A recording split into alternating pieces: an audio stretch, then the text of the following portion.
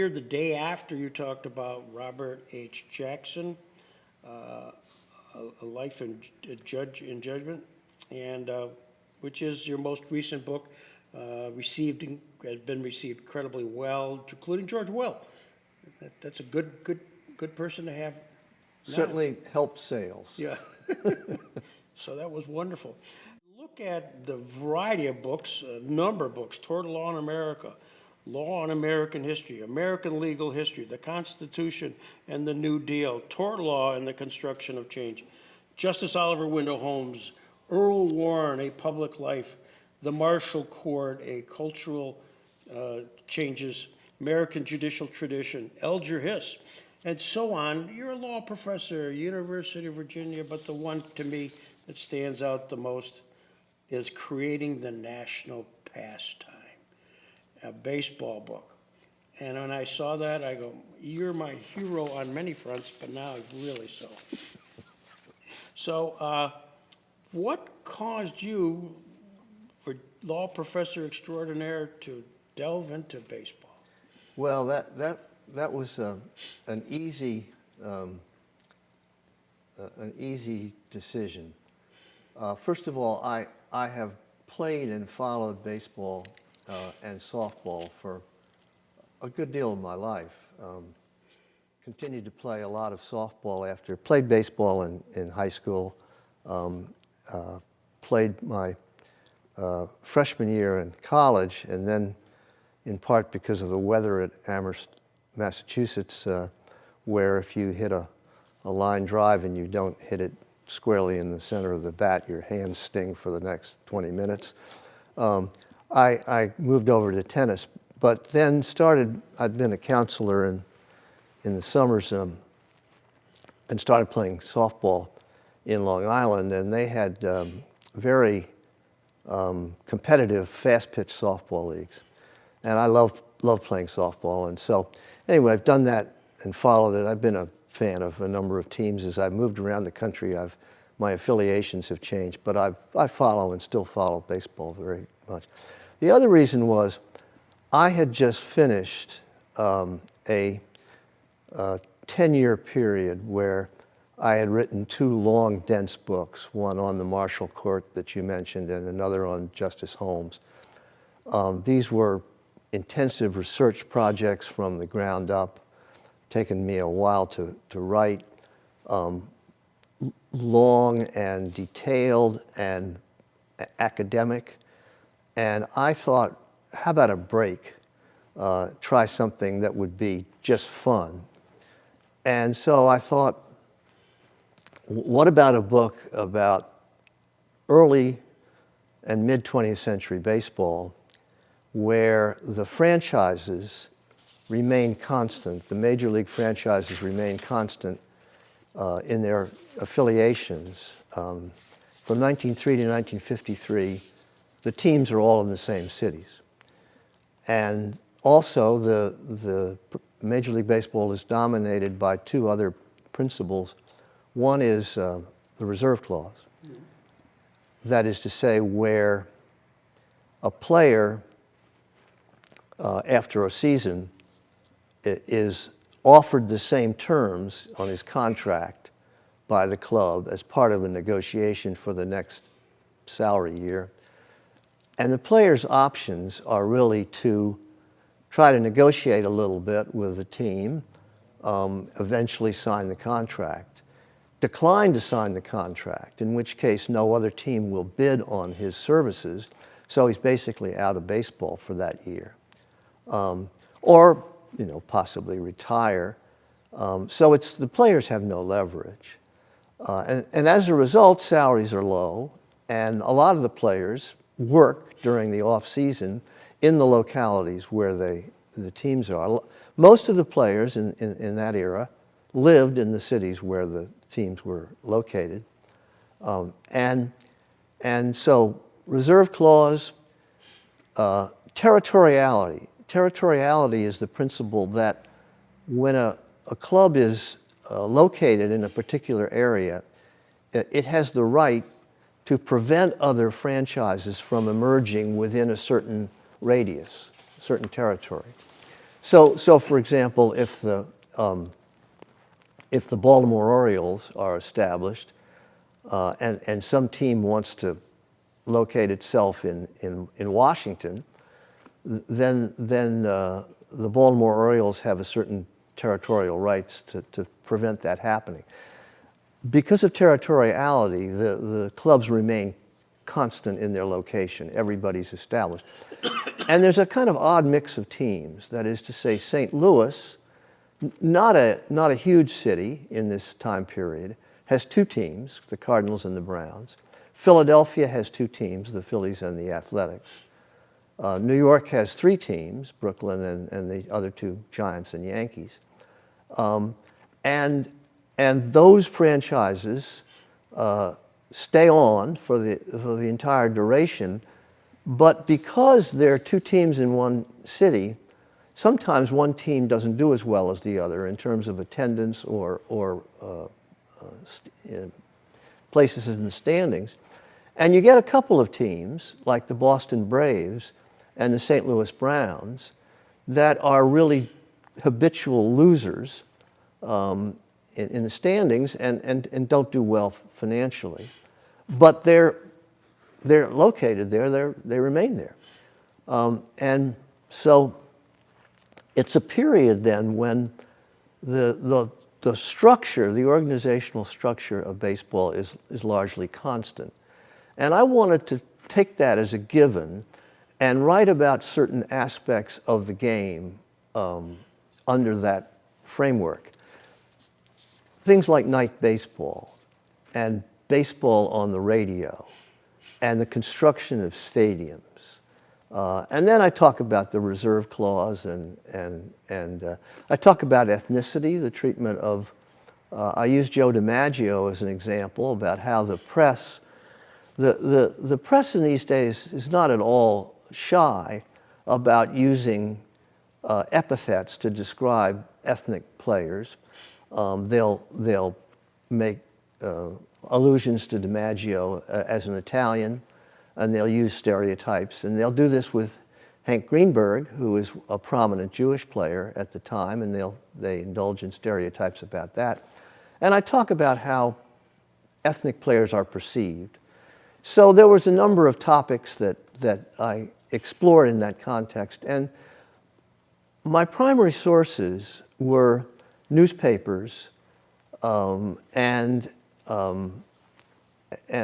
to the extent they were available, microfilm of accounts of games in the period.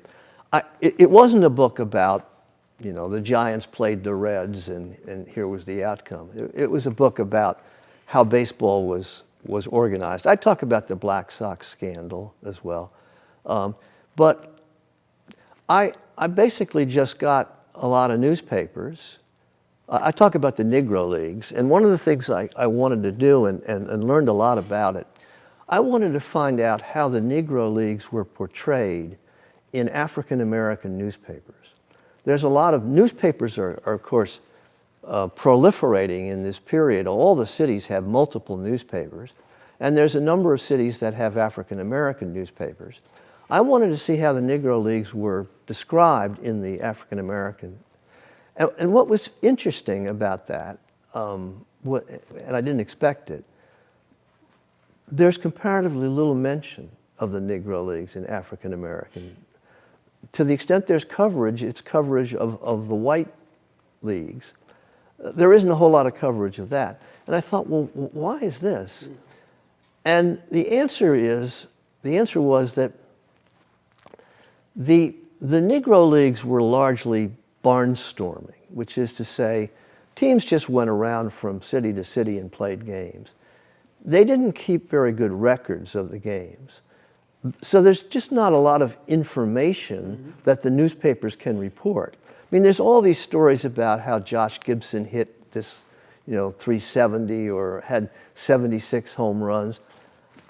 They can't really be documented because there's not really very accurate information. So I found that interesting. I also found it interesting, the content of the African American newspapers in general, not about baseball. they were, for the most part, what I would describe as militant about race issues. They would have a lot of editorials about race, about what they called the race question. At the same time, they would have advertisements that communicated the message that if you wanted to advance yourself in the African American world, the way to do that was to look as white as possible. So you straighten your hair, pomade yourself, and I thought, so it's sort of a kind of interesting dual message. On the one hand, a recognition that African Americans are being discriminated against and some anger about that. At the same time, a kind of tacit understanding that if you want to get ahead, you need to act like the white people. So I enjoyed that. I enjoyed writing the book a whole lot. Well, and it's been described as a book of essays, one each on the ballparks, gambling, the Black Sox scandal, and the appointment of a commissioner, Judge Kennesaw Landis, the Negro Leagues, night baseball, baseball journalism, baseball on the radio, and ethnicity and baseball. And there are chapters, I'm reading this, dealing with kind of an overview of things. You did this. Did you get a sense of relaxation? Was it relief? What do you think that kind of did for you? I don't think relief is quite right. Certainly, it was a very different project from ones I'd done in the past. I mean, I'm a historian. I'm trained as a historian, but I'm a law professor, and most of my work has been in legal and constitutional history and judicial biography. I hadn't really done a straight history book after my doctoral dissertation. It was fun to be a straight-up historian again, although I had some law in the book. But it was largely archival, archival in the sense of newspaper archives, archival research. It didn't take me a long time to write.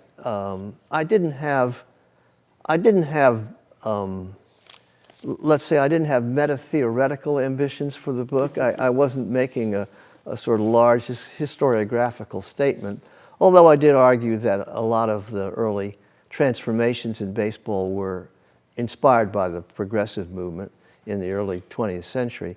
But it was just it was a learning experience for me. For example, I didn't know that baseball on the radio was delayed in most cities because of a perception that if the games were broadcast, people wouldn't go to them in person. They'd just listen on the radio. In fact, just the opposite happened. As the teams begin to broadcast games, the audience widens and people become more interested in the details of the play, and they say, oh, well, gosh, you know, so-and-so hit home runs in the last couple of games. I'd like to go see him. They didn't expect that. They also resisted night baseball. And night baseball doesn't really come into the game in any significant way until the 1940s. And that's because, and I never would have anticipated this, there's a perception that if you have a baseball game at night, it's not a setting where you want to take kids. You know, nighttime is associated with nightclubs and it might be a scarier atmosphere. It might be a bawdier atmosphere. Baseball ought to be played during the day, but of course, if baseball's played during the day, most people can't go. You know, they're working or they're in school. So once they start night baseball, the clubs quickly realize this is the way we want to structure things. People are going to more likely go at night, and they begin to increase their revenues through night baseball. It takes a little while for the technology to become sufficient that the the parks can be illuminated in a way that fans and players can really see. But once they get that, almost everybody, not the Chicago Cubs, but almost everybody adopts night baseball, and most of the games become staged at night. I didn't know anything about that. I had grown up I'd grown up in the New York area, and so I grew up, and I, from a very early age, listened to baseball on the radio. I was exposed to some of the great baseball announcers at that period. Vin Scully got his start in the early 1950s for the Dodgers. Red Barber was on the Dodgers. Mel Allen was on the Yankees. These are titans. But I didn't know a lot about some of the other announcers, and so the chapter on baseball on the radio was very instructive for me. One of your biggest fans is Brad Snyder, Professor Brad Snyder, and he called me after we talked about after I interviewed you, and he said, he sings your praises, and but he also is a baseball guy too, having written a book about Curt Flood, and you're off camera. You were talking about how you actually reviewed the book, so talk about a little bit about that. Yeah, on that. It's a very good book, and it sort of demonstrates that Curt Flood was a kind of, he called himself a well-paid slave. He was kind of a casualty of the reserve system. He challenged it and lost because the Supreme Court ultimately decided that the antitrust exemption would stay in place because Congress hadn't done anything about it. So what Flood wanted to happen, Flood wanted to be a free agent. Eventually free agency came into play, but Flood himself didn't benefit from it. So Brad told that story in a very effective way. I wrote an essay in the Green Bag, one of my favorite journals, and it was about Brad's book, but it was also about what was happening in the legal profession. Free agency had come into the legal profession. It used to be the case when you went to a law school that your career was rather like mine's been at Virginia. I came to Virginia in the early 1970s. I'm still there. I've had opportunities to go elsewhere, but we've had two careers in our family. I love Charlottesville. I had no particular inclination to move. But especially in the 21st century, it's now very common for law schools to bid aggressively to try to recruit scholars from other places. And people leverage these offers and try to get their salaries increased. So there's a fair amount of mobility. It is almost as if every law professor is now a free agent. Mm-hmm. And so I talked a little bit about this and how this is a major change in the legal profession, the legal academy. Personally, when I was at Allegheny College, my senior composition, which you had to get through in order to get out of the college and graduate, was on the reserve clause. I was an economics major and talked about that. This is 1972. You know, what would happen to the state of baseball, organized baseball, should the reserve clause be abolished? At the time, free agency hadn't kicked in, all of that. But that's my subject matter. And so therefore, I did a lot of research at a time, not knowing I'd be a lawyer, on the antitrust exemption and on the case that really Kennesaw Mountain Landis was involved in originally. Could you talk a little bit for the camera, a little bit how the fact that baseball in the 1921, I think, case is still exempt from the antitrust law when virtually every other professional league is not. It's an aberration. Yeah, there are two steps in the process. The first is the opinion written by Justice Holmes in the case of federal baseball. In federal baseball, one of the outlaw leagues or one of the competitors of the major leagues was trying to hire a player from the major league roster, and the structure of Major League Baseball prevented that from happening because of the reserve clause. And so the challenge was based on the fact that the Major League Baseball was in interstate commerce, and therefore subject to the antitrust laws, and retarding the movement of players from one team to another was in effect a violation of interstate commerce. And Holmes had a great many talents, but he was not interested in athletics. And he didn't seem to understand that baseball had a significant commercial dimension. He described baseball games as exhibitions and emphasized their local features. And so he gets a majority for the proposition that baseball is really not a subject in interstate commerce. So this is 1921. Well, then the other professional leagues begin to emerge in basketball and in football. And everybody understands that when they emerge, this is much later, this is in the 1940s, National Football League is earlier, but the real major consolidation of the National Football League is after World War II. Well, these are commercial enterprises, and everybody knows it. And so Congress subjects them to the antitrust laws. And so then, in the 1950s, another suit involving the New York Yankees, a player named Tolson, renews the challenge to the antitrust.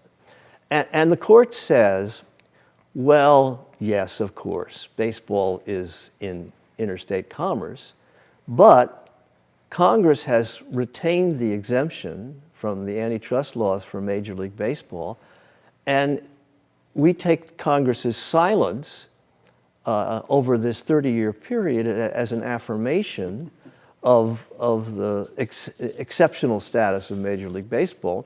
So unless Congress wants to change things, we're not going to do it. And so that means that the reserve clause remains in effect, the antitrust exemption remains in effect, and we have, as you were beginning to explore this in the 1970s, we basically have the same economic structure that Major League Baseball had in 1903. Mm-hmm. And so at this point, Marvin Miller becomes the head of the players union, and he's a labor lawyer, and he recognizes the very vulnerable position of Major League players compared to other professional athletes, how little leverage they have, how depressed their salaries are. So he's seeking for ways to challenge this. And he encourages people to press up against continue pressure on the courts to reconsider the antitrust exemption. And Curt Flood decides to deliberately do this. To refuse to accept the terms of a contract that he's offered and then challenge the system. And then in the Flood case, Flood versus Kuhn, Bowie Kuhn is the commissioner of baseball at the time. The court issues another opinion, this time by Justice Blackmun,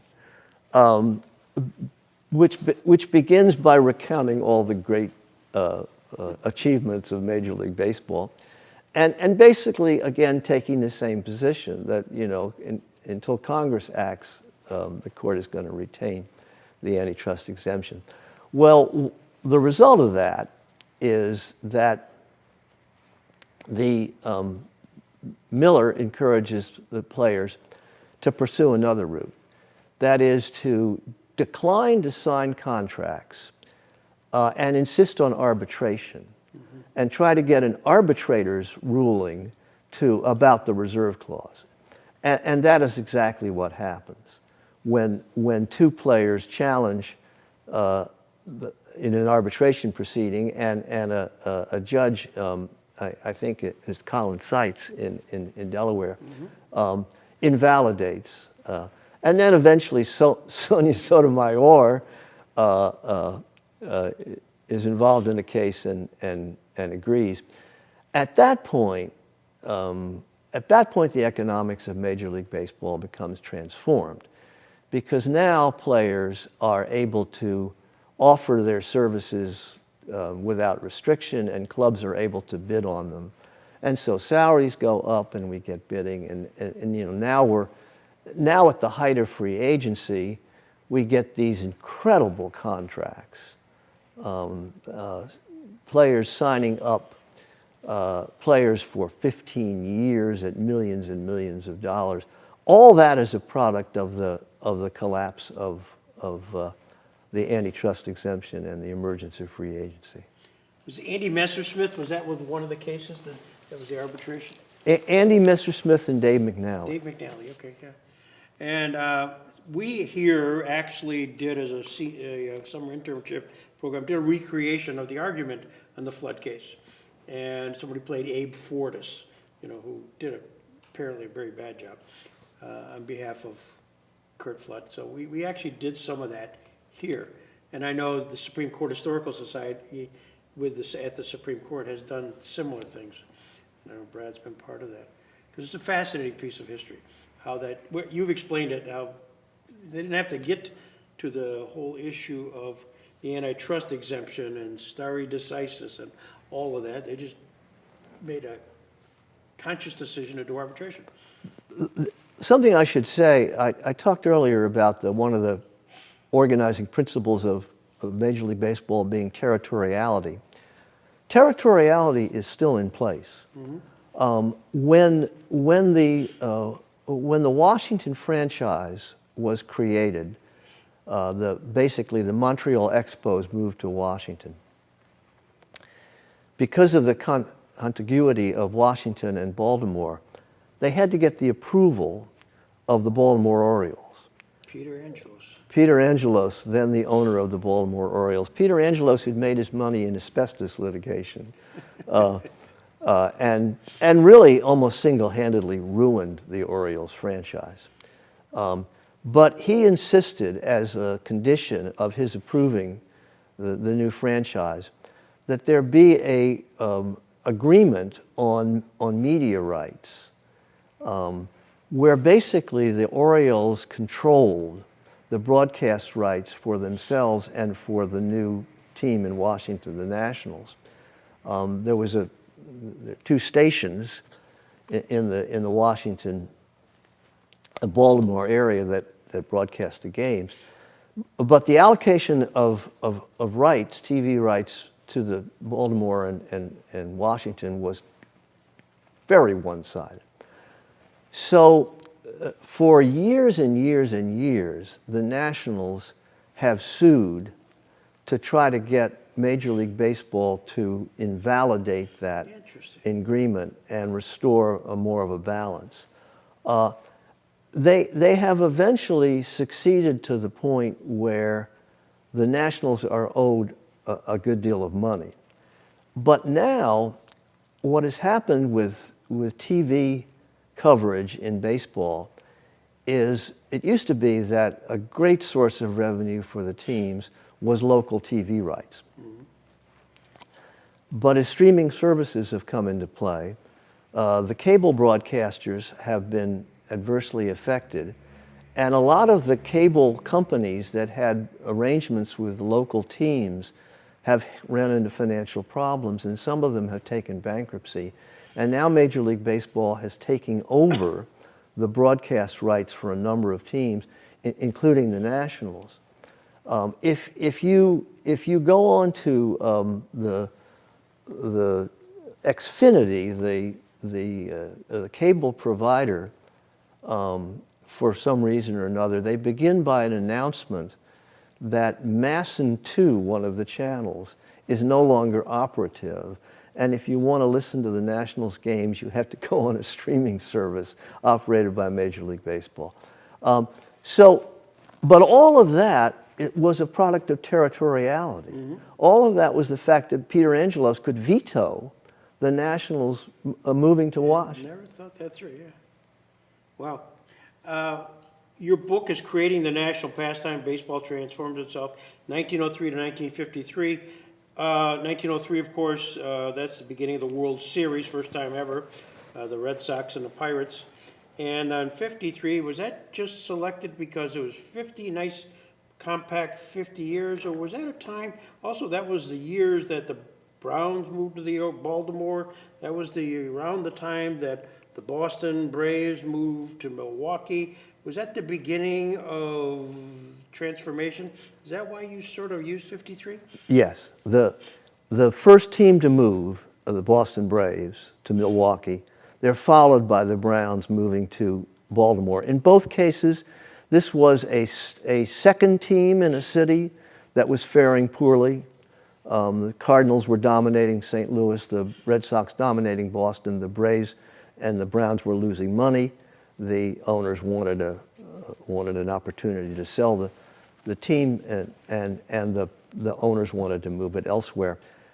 Once that happens, now I want to point out that the circuit for Major League Baseball in this period from 1903 to 53 went no further west than St. Louis. Mm-hmm. All the teams used to travel by train. And they'd go on extended road trips. If you're the Philadelphia Athletics, you go out and you play, maybe 6 different teams moving westward and coming back. And you go on a road trip for 2 weeks. Then you come back and teams come play you, and you're home for 2 weeks. So that was the way it worked. But it's a very compact geographical schedule. However, it doesn't include some growing markets. It doesn't include growing Midwestern markets, Kansas City, Milwaukee. It doesn't include the South. There are no southern. Washington is the most southern team. And most importantly, it doesn't include the West Coast. So we get 2 stages where teams begin to move that culminate in the Dodgers and Giants moving to Los Angeles and San Francisco. Now that was a stunning development. 2 of the most established, successful franchises in New York, a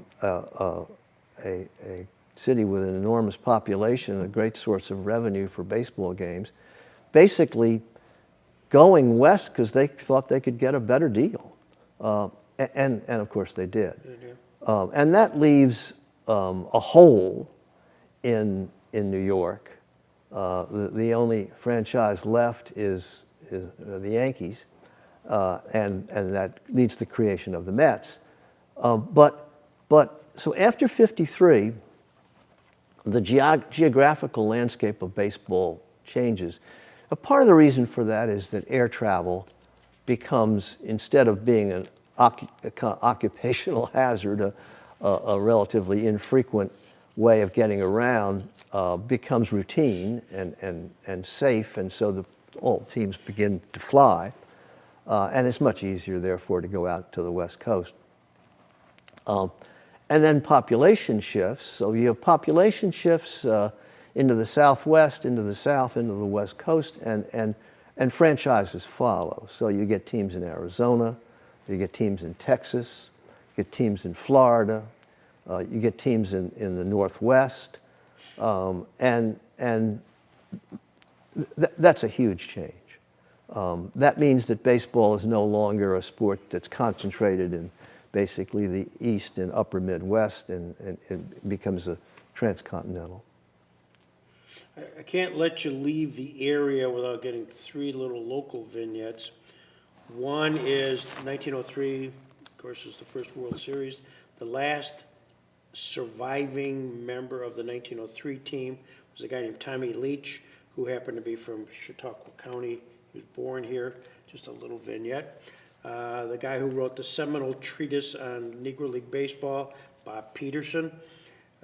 Only the Ball Was White. Oh, yes, a great book. Yeah, and Bob Is he a relative of yours? no, I'd like to claim him, but he was from Warren, Pennsylvania, same location as Robert H. Jackson, a guy you should know about, and at the same time, and Bob Peterson had noted that the last professional person who was black to play in a professional league was played in Celeron, New York, which we were at yesterday, in the Iron and Oil League, which was a minor league year, and that was the last time black had played in organized baseball until Jackie Robinson. So the bookend of integrated baseball, professional baseball, Celeron, New York, where you were at, and then of course Jackie Robinson in 1946, 47. So anyways, that's just a little local flavor here that. Tell the story, Greg. Greg told me this story yesterday. Tell the story of Babe Ruth's home run. I thought it was urban legend. I guess it's a funny story. That Babe Ruth had come as a part of the barnstorming to Jamestown, New York, Celeron, New York. They had a ballpark up there, part of an amusement park, Celeron Park, huge amusement park, one of the largest this side east of the Mississippi. And so in 1921, the World Series was played, and at the time, Judge Kennesaw Mountain Landis was the new commissioner, appointed shortly after the Black Sox scandal, and he banned anybody from barnstorming who was part of the World Series. Total ban. And I should say the reason for that, Landis's rationale for that, was that he thought because of the World Series, players in the World Series had become more celebrities, better known, and they were trying to benefit from this by going into barnstorming. And Landis, for some reason, thought that was corrupt. So this was 1921, and so the World Series goes on, and the Yankees during the 1921 World Series, I think it was against the Giants, were up 3-1. During the 5th game, Ruth gets hurt. Does not play the balance of 5, 6, and 7, and the Yankees lose because Ruth is hurt. He doesn't play. Shortly thereafter, all of a sudden, it's announced that he and his teammate Bob Musial, a notable with the Yankees, were going to start the barnstorming tour, which included one of the first stops in Celeron, New York. And so the legend was that he came here and played at the Celeron ballpark and hit one into the lake, Chautauqua Lake. I thought it was crazy. So I'm now on behalf of the Society of Baseball Research going to debunk this. I'm just going to debunk this urban legend. Well, as it turned out, once you dig, as you know, looking at papers, microfilm, and all that stuff, I found to the contrary. In fact, he did come here. He did play. And so the headlines were screaming, Ruth to play at Celeron Park. Next day, Ruth hits one in the lake during batting practice. You know, all this stuff. And so I filmed and I wrote an article for the Society of American Baseball Research. But at the same time, there's headlines screaming Landis to suspend Ruth because he violated the ban on exhibition games. So in fact, that's what happened. The 1922 season, as they say, you can look it up. For the first 6 weeks of the season, Landis had banned Ruth and Musial from playing baseball. And then finally, there's a big picture of them shaking hands, making peace, and they played. But it all happened here in Celeron, New York. Shortly thereafter, and just interesting that here's a guy who couldn't play the World Series. So a week later, he's here hitting. He's hitting. The next day, he's in Warren, Pennsylvania, the home of Robert Jackson. And the next day, he's pitching. So he's actually pitching in the exhibition game. So that's how hurt he was. And that drove Landis nuts and his boss, the Yankees. So thank you for asking. Now it's on film. Now you've got it. And I guess the postscript, I did tell you the story, that shortly after, I got a lot of publicity here locally. And when it got published by Sabre, so the local papers ran it, and at my law office, 5 to 10 people shortly thereafter came and delivered to me waterlogged baseballs, all signed by Babe Ruth. So I've got a lot of them in my drawer at the office. So, if you had an interest in kind of doing an update on this here? I actually do. I think that's going to be my next project, and I think this time it's going to be a lot about two issues. One is how significant baseball has changed since the 1950s. What is valued in the game, what is implicitly devalued. I mean, we all used to talk, when I was playing, we all talk about batting average, and that's now considered less significant. Velocity of pitching is now very important. We have what's called analytics, people who analyze the game in a way that suggests that some things that hadn't been recognized are more important than expected. We get the emergence of general managers who are not former baseball players, but former economists or lawyers, and are in place in their early 30s. And so I want to talk about that. I want to talk about how the game, one of the features about baseball, and one of the reasons statistics has been so important in the history of baseball, is the game didn't fundamentally change for the 50-year period that I wrote my first book about. Yes, to be sure, the home run came into play and people were more interested in home runs. But there's been a vast change, especially late in the 20th century and early 21st century. De-emphasis on batting average. People are now trying to hit home runs more. Striking out is less of a stigma. So I want to talk about that, and then I want to talk about the economics of baseball. And I also want to talk about the role of media and the role of statistics. So there's a lot of topics. I've kind of made an outline, thinking about it and starting to research it. In preparing for today, there was a write-up on your book. This is 1998 now, so it's a little dated. And it said, "White's story of baseball is intertwined with changes in technology and business in America, and with changing attitudes towards race and ethnicity. The time is fast approaching," he concludes, "when we must consider whether baseball is still regarded as the national pastime and whether protecting its image is worth the effort." Is it? Yeah, I think the answer to that is probably no. I give the example late in the book of children growing up and playing sports. And I compare the experience of a child growing up and playing baseball with one playing soccer. Baseball is all about failure and failure in public. You strike out as a kid, you strike out, everybody watches it. You make an error and everybody watches it. You're sort of out there by yourself failing in front of others. Soccer, you can hide your failures. People run around the field. It's less evident to spectators whether people are playing well or not. Baseball is very hard to play. And not everybody can play it. I'm not saying soccer is easy to play, but youth soccer is easier. And baseball is, for Americans, increasingly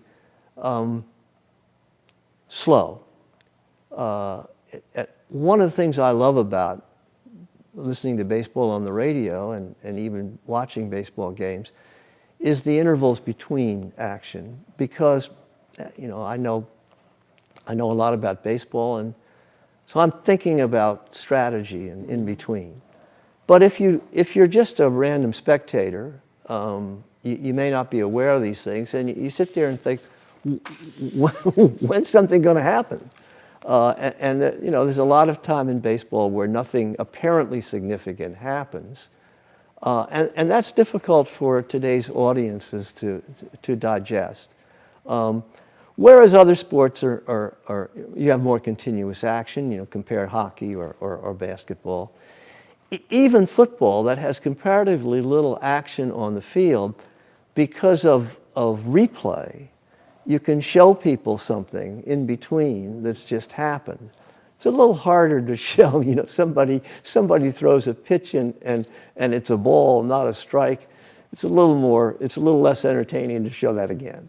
And in addition, I mean, when you have a sport that is attracting people at a young age and people are continuing to play it in early adults, you need people to coach it.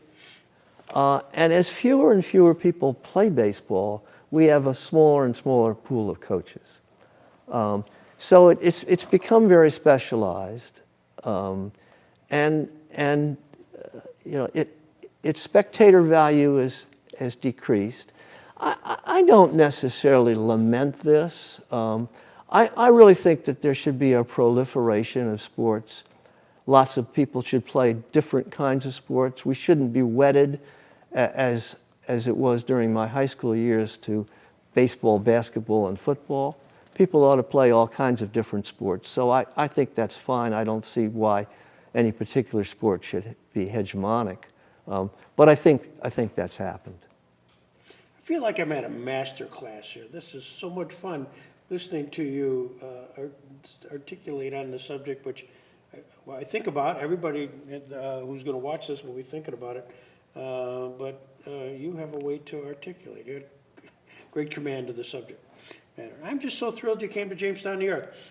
Well, you're responsible for it, Greg. You gave me the invitation, and I've enjoyed my visit a lot. Well, thank you very much. I really appreciate it. Thanks. Thank you. It was fun. It's good.